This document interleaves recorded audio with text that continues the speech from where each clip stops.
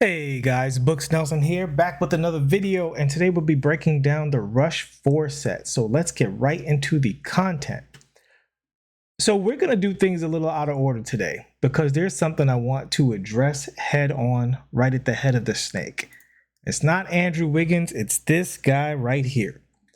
So 6'3", 6'6", wingspan, 209, should be an okay body type on the floor, but he is going to be on the smaller side.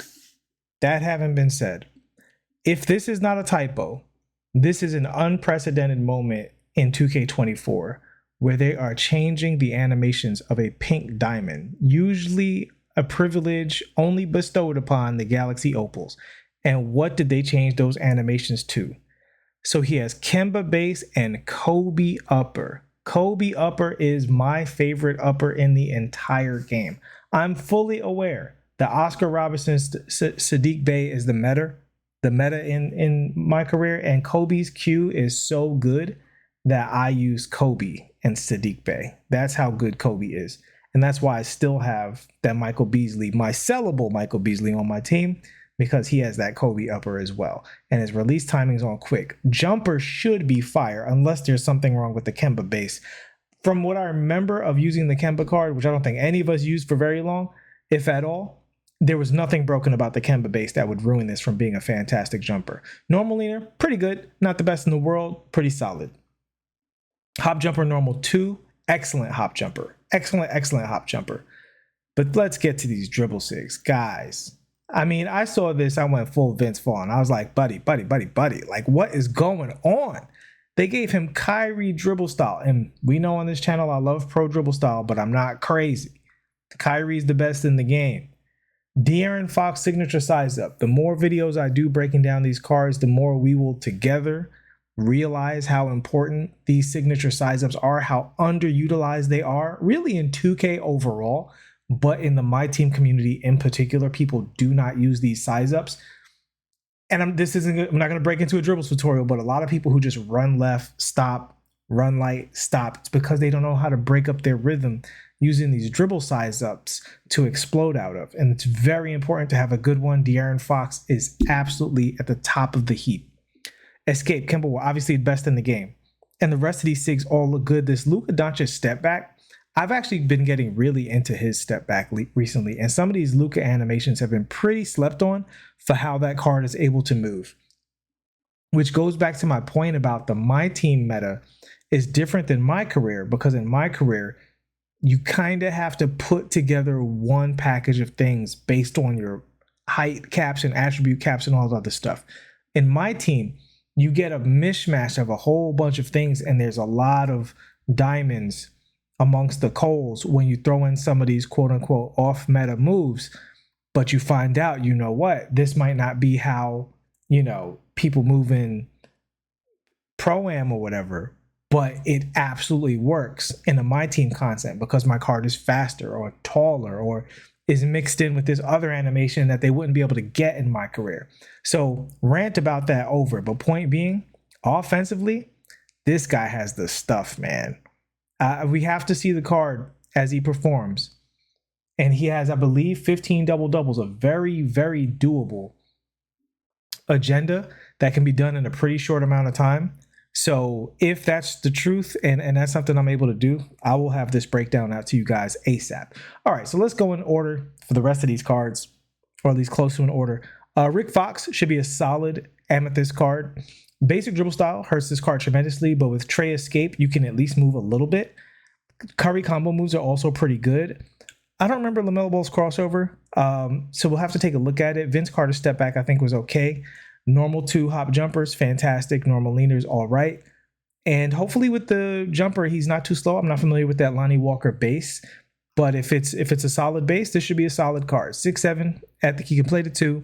Amethyst, he could absolutely possibly be a beast in salary cap one day.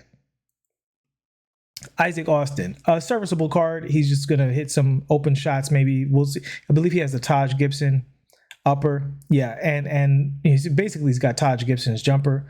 I don't know how that jumper is in this game. He's not going to dribble a whole lot because he just really can't. And B dribble style is not great. Basic signature size up's an absolute killer. So you're not really going to be dribbling with this card because he doesn't have the badges to do so anyway. And if you put handles, well, I don't even think you can put handles for days on this card. So yeah, leave this. This serviceable card. He's just going to be a cone. We're going to skip over John Starks for now. We're going to go to PJ Brown, one of my least favorite players in NBA history, for ruining our Knicks playoffs. Still hurts to this very day. He body slammed Charlie Royal and we got our whole team suspended. All right, history time's over. This card is, honestly, I only see one use for this, well, two uses for this card. If there's some Charlotte Hornets agenda and you need to fill spots, cool. If you're doing that rush agenda where you need to win with 3 players and you didn't get Jaren Jackson Jr., like me, then you could do it easier with this card because you can win in triple threat. You have a big that you can use in triple threat. He's probably better than the other available bigs if you didn't get that JJJ card, or you're not running James Worthy at the 4 if you have at the big and triple threat. So yeah, he might make that a little bit easier in that context. Other than that, nothing special going on with this card, obviously. Ben Wallace. So Ben's in a tricky situation because he's such a good slasher. Like, he actually has surprising slashing, but he's got the Trae Young, he's got the pro combo moves and stuff like that. Giannis moving across is okay. Basic step back's definitely a bummer. And he's got the insane athleticism, 97 speed at that power forward center spot, but he's only 6'9" and he can't shoot. So why am I still talking about this card? I'm not. We're moving on. John Starks. This is an interesting case. So this is going to come down to, can this John Starks jumper play in today's game?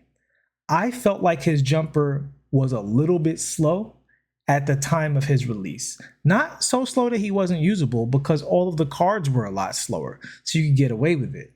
Now that one of your least used power forwards is Pink Diamond Chet running around at 7 feet, and you've got other guys like Tyson Chandler, and some people are out there with Wilt, and Kristaps is practically free.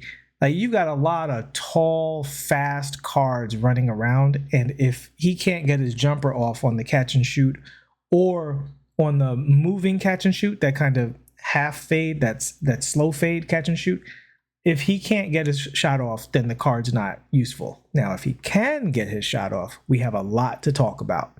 Before we get into what I'm more known for here in the SIGs, let's go into a little bit of sauce here. I'm not even a sauce, like a little bit of a secret here.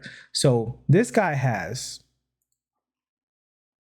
Hall of Fame anchor and gold chase down, which I would definitely upgrade to Hall of Fame if you have it and you were going to run this card. And here's why. So he's got a 75 block and a 97 vertical. Obviously, you have to play with the card to see if this pans out. But the way this game works, he is going to get a lot of sneaky blocks and chase downs and good shot contests just off of that alone, and that could potentially make him a much better defender.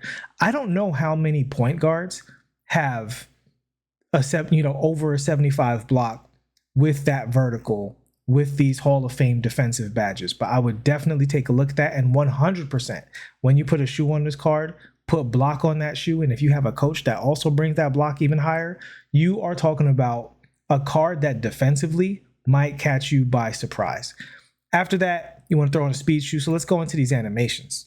Pro dribble style. And we love pro dribble style on this channel. Normal signature size up is not the ideal combination, but it's fine. Definitely good enough to work with.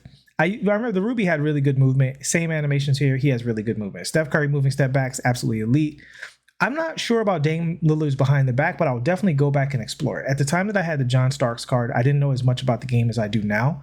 And now I have a better use case for behind the backs in many situations. So we'll do a breakdown of this card if he's reasonably, not too annoying to get. And we'll see if he can play. If his jumper is good enough to play in the modern game of 2K, then I'll do a breakdown of the card. If his jumper is bad, then we'll have to keep it moving on John Starks, unless you guys request it. If you guys request it, there's a bunch of Knicks fans following this channel and you want to see John Starks, well, I don't care if it gets 12 views. We'll sit down and go down memory lane and break down this card together. And then lastly, we have Andrew Wiggins. He's not showing up on the court in the real life, but he is showing up here in my team this year. My team, he is the model of consistency. So again, we're going to get to one thing that a lot of people are not going to talk about with this card, and that is his dunk packages. Guys, let me tell you something. Quick story time. So I have multiple slashers in my career, and when I made my T-Mac build, he wasn't dunking as well as the first build I made in the game. And he had to be, because I knew so much more about the game. He had a slightly higher dunk rating. Why is he not dunking as well? I didn't have the Andrew Wiggins dunk package on him. Put the Andrew Wiggins on him, and now he's killing everybody. I could upload clips to you guys all day of me dunking on people with this T-Mac card. And the Andrew Wiggins dunk package is part of the reason why. It is one of the best dunk packages in the game. Takes off from far. Excellent contacts. You just outstanding. And he's got the long athlete layup package, which is one of the best ones in the game. The last I remember, we will definitely break that down because it's very important what that hop step looks like. So before we get into the SIGs, had to do a little bit of housekeeping and talking about that. Jumper looks pretty good. Got to see it in game one very quick. Different bases and different uppers take speed upgrades differently. So this could be moving him into the meta. This could just be moving him into decent. Have to see how it works in game. Now, dribble SIGs. I want to talk about something important here. Obviously, Devin Booker dribble style. For those of you listening, for those who are seeing it on screen, you see what's up. Darius Garland's signature size up. So this is a very important thing for my team. My team meta is different than my career because in my career, you always go to the best available. In my team, you get what you get, but second, third, fourth best available that people would never use in my career just goes unexplored for the whole year. Darius Garland falls into that category because at 6'6", you're using De'Aaron Fox, and at 6'4" and under, you're using Steve Francis. So there's no reason to look at other stuff because Steve Francis is so good. He's kind of bodyguarding it, right? But here, this Darius Garland with that Devin Booker dribble style could be absolutely amazing. And here on this channel, we're going to find out if it's amazing. So we got to look at that. Pro Escape, pretty good. I'm a fan of the Pro Escape, actually. The more I see it, the more I like it. You can definitely move with it. Kobe Breakdown is solid. Pro Crossover, I believe is pretty solid. I got to take a look at it. In the dribble tutorial, we'll go over how important crossovers and behind the backs are with the different dribble states in the game. Okay, and Andrew Wiggins moving behind the back, I believe that's very good. Pro step back, not the best. Moving spin Wiggins and moving hezzy James Harden, pretty solid moving on the court. Yeah, so this card could be he should be an elite 2-guard. He should be in the conversation for top 5 at the very worst. Because he's going to defend as well as anybody. Let's look at these badges real quick. I don't think he got immovable. Did he get immovable? They did not give him immovable, right? So, and he only needs a couple of badges. Hall of Fame open looks. I definitely throw Dimer on there. Possibly Brick Wall and Box Out Beast, especially if you're going to use him in triple threat. And the only finishing badge he's going to need Rise Up and Giant Slayer. So if one of these badges is left out of the musical chairs, you can probably leave out Dimer because everybody shoots so well that if you miss your shot, it's probably your fault, not the fact that you didn't have Dimer on the guy who threw it. But yeah, he can get all of the badges he needs. I'd possibly, another little piece, a little tidbit here going deep. He has 85 strength. So he also has gold physical handles. If you have Hall of Fame physical handles, I would upgrade that on this card. Because physical handles, if you don't have a movable enforcer and high strength, physical handles, you will get a lot of those slip and bump animations on the perimeter, which will help you tremendously. And I could upload this clip. You can spin off of somebody when they're pressuring you and just roll right to the basket. It's excellent. And the same thing obviously is going to go for the bulldozer badge, which he has on gold as well, which if you had a spare bulldozer lying around on Hall of Fame, I'd absolutely throw it on this card because he's going to have an 89 strength when you throw the strength shoe on him. He doesn't really need much else, so you can easily throw that strength shoe on him. Probably go strength, speed with ball, maybe even ball handle so he doesn't get ripped. He's so juiced in every other category. Yeah, I throw those on there. I'd also throw that 3-pointer on there. Get him up to 94-3. Quick note on 3-pointers. So somebody in my comment section asked me, Splash says that they work in buckets, and so if you can't get past the bucket, yada yada yada. And when it comes to attributes, do you want to always, if you can't get 95, should you stay at 90 or something like that? And you base the shoes around getting over those thresholds. The thing is, different attributes work different ways in 2K, right? So some attributes that's true for. Some attributes, if you can get to rebound, might be one of them. Don't quote me on that, but let's just say hypothetically, rebound, get to 50, get to 55, get to 60, 65, 75. Don't waste your time getting to 61, 62, 63. You're not going to see an animation shift. Now, there are other things in the game that change that, right? So if you're in takeover, then your attributes go up, and maybe you go over a threshold that way. So it's not totally useless, even with that concept. But it is important to know that certain attributes, every single point matters. Now, in my experience, I have a My Career player I have an 86 three ball, I have 92, 93, 94, 96, and 98. I have 10 My Career characters, and I have 3 balls at all of those ratings. And in my experience, I'm shooting well over 60% from 3 right now. You can feel every single upgrade. And it's not the badges, like the attributes. You can literally feel every single upgrade after 92. That's my experience. My experience is that from 76 to about 85 is the same. From 86 to 91 is the same. And 92, 3, 4, 5, 6, up to 99 all feel a little bit better. That's my experience with the 3-point ratings in this game. And there are other ratings in the game that feel that way. That I think mid-range is actually close to that same thing. Once you get to 77, it starts to feel a little bit better, but it stays mostly the same until about 88. 88, the green window opens up really more. Now you can hit moving shots at an extremely regular clip. And every mid-range attribute rating over 88 feels better and better and better and better all the way to 99.